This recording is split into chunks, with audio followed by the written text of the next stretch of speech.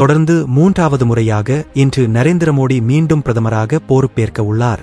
இந்த விழாவில் நம்மிடம் மோதலில் ஈடுபட்டு வரும் மாலத்தீவு அதிபர் முகமது முய்சு, இலங்கை அதிபர் ரணில் விக்ரமசிங்கே, வங்கதேச பிரதமர் ஷேக் ஹசீனா உள்பட பல தலைவர்கள் பங்கேற்க உள்ளனர்.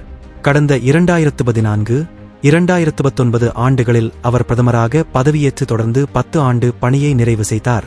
இன்று அவர் 3வது முறையாக தொடர்ந்து பிரதமராக பதவியேற்று மறைந்த முன்னாள் பிரதமர் நேருவின் சாதனையை சமன் செய்ய உள்ளார். இன்றைய தினம் நரேந்திர மோடி இரவு 7 மணிக்கு ஜனாதிபதி மாளிகையில் பிரதமராக பதவியேற்கிறார். ஜனாதிபதி திரௌபதி முர்மு நரேந்திர மோடிக்கு பிரதமராக பதவி பிரமாணம் மற்றும் ரகசிய காப்பு பிரமாணம் செய்து வைக்கிறார். இந்த விழாவுக்கான ஏற்பாடுகள் தீவிரமாக மேற்கொள்ளப்பட்டு வருகிறது. டெல்லியில் பிரதமர் மோடியின் பேனர்கள் வைக்கப்பட்டுள்ளன. இந்நிலையில்தான் பிரதமர் மோடியின் பதவியேற்பு விழாவில் பங்கேற்க வெளிநாட்டு தலைவர்களுக்கு அழைப்பு விடுக்கப்பட்டுள்ளது. இலங்கை அதிபர் ரணில் விக்ரமசிங்கே, வங்கதேச பிரதமர் ஷேக் ஹசீனா, சீஷெல்ஸின் துணை அதிபர் அகமது அபிப் விழாவில் கலந்து கொள்கின்றனர்.